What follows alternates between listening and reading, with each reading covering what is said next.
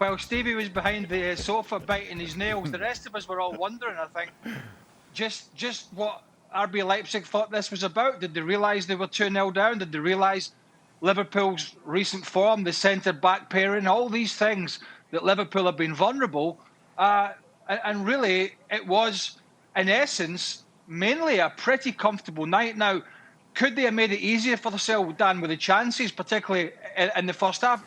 Yes, they could, but quite frankly, I think they got a tougher game off Fulham at the weekend. So I was shocked by Leipzig's performance. I was encouraged by Liverpool's performance. And I think, as Stevie said, the big decision was, do I put Fabinho back in the team as one of the centre-backs? Or do I put him back in his more natural position where, one, he can protect the centre-backs, and two, he can give a better balance to the team with Wijnaldum and with Thiago? And I think the latter came home to bear fruit. That was the correct decision.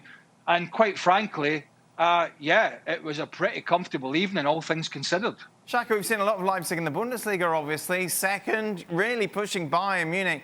They were a shadow of themselves once again, as they were in the first leg. Absolutely, and I think Craig got it absolutely right. You look at Leipzig and you know how good they are, or how good they show themselves to be in the Bundesliga. And from the opening whistle, it never had any urgency about their play. It was almost as though they were thinking, well, Liverpool are in a poor run of form. They're going to gift us chances. We don't have to go looking for anything.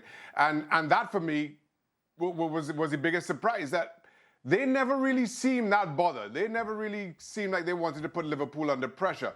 Hit the crossbar 0-0, maybe that's what they were playing for. But other than that, as Stevie said, the better of the two teams won and won comfortably.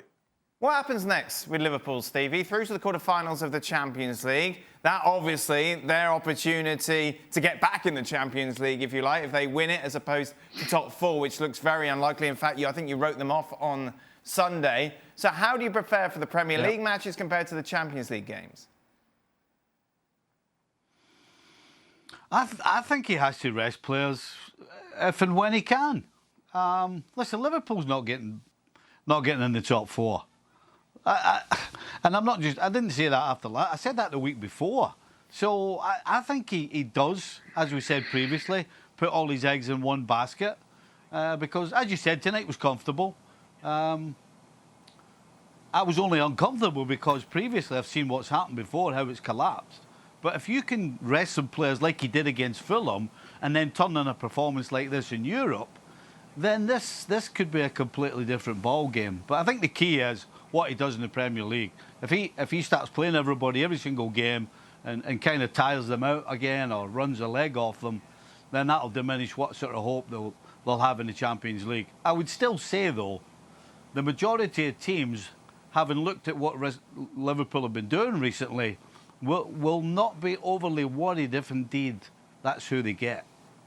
Well, Liverpool, Dan, are not going to win the Champions League with that centre-half pairing. It's just not going to happen. I mean, that was two of their best performances against RB Leipzig, but that you're not going to get that leeway if you play City, if you play PSG, if you play Bayern Munich and one or two others. It's just not going to happen. They will target those inexperienced centre-halves. So that was down to Leipzig more than it was down to Liverpool, but they're not going to win that. Well, it's very, very unlikely you're going to win this or come close to winning this competition with that back four. I don't think many people would argue against that.